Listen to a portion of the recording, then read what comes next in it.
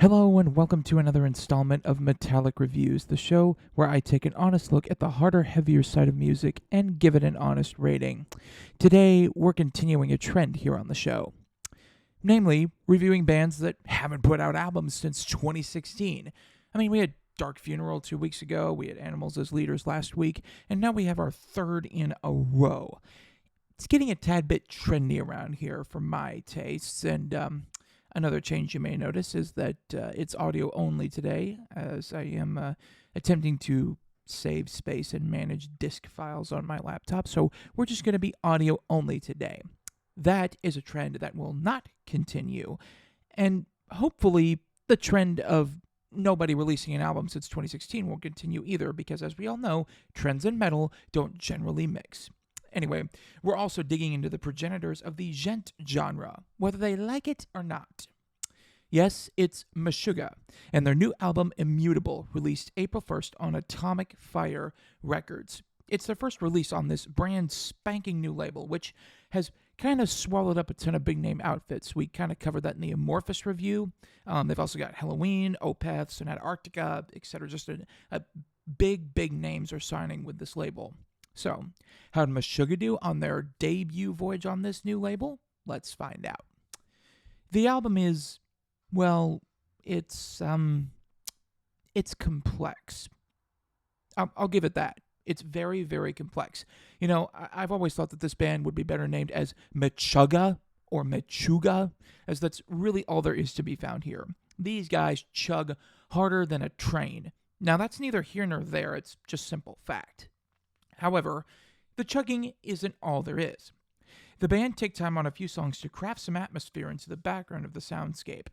Yes, it's true that Fredrik Thordendal and Martin Hagström's guitars do take up 95% of the scape, but it's also true that there are bits and pieces surrounding the chug that are, frankly, a lot more interesting.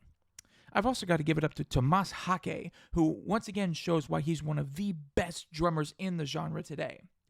Yes, I'm a drummer myself, and yes, I do appreciate the instrument a tad bit more than the others in any band. That being said, the drumming here parallels all the guitar work very crisply and neatly.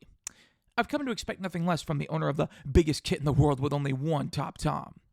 Now, this was especially true on my personal favorite track from the record, The Faultless.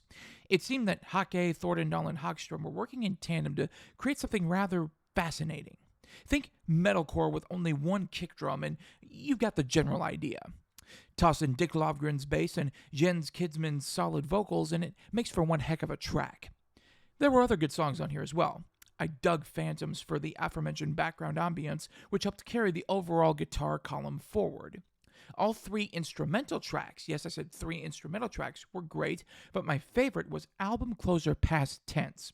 After 12 tracks of pummeling, djenty, progressive noise, it was nice to see them finish with something soft, soothing, yet somewhat foreboding in a sense. The 9.5-minute wallop They Move Below seems to be the nucleus that the rest of the album is built around, as it features pieces of all the other styles, and it's done really nicely. Finally, Black Cathedral was an interesting 2-minute-long guitar noodle that led interestingly into the song I Am That Thirst. Now there's the good. Now for the not so good. The album's first half is a slog to get through.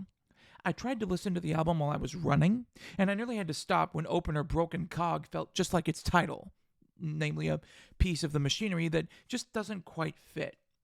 Other songs, like Light the Shortening Fuse and Ligature Marks, were just dull, filled with chugs that they weren't memorable.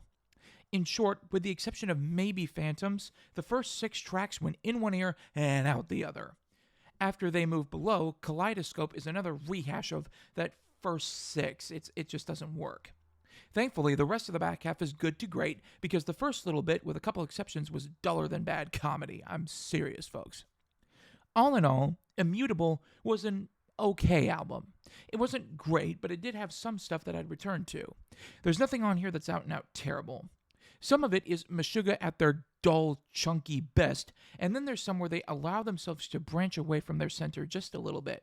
And those are what I'm here for.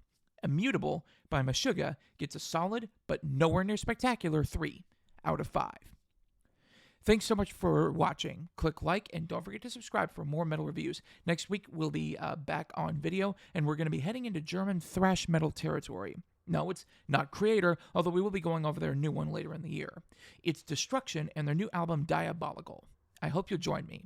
You've been watching Metallic Reviews, where I give honest ratings to honest music, and I'll see y'all next time.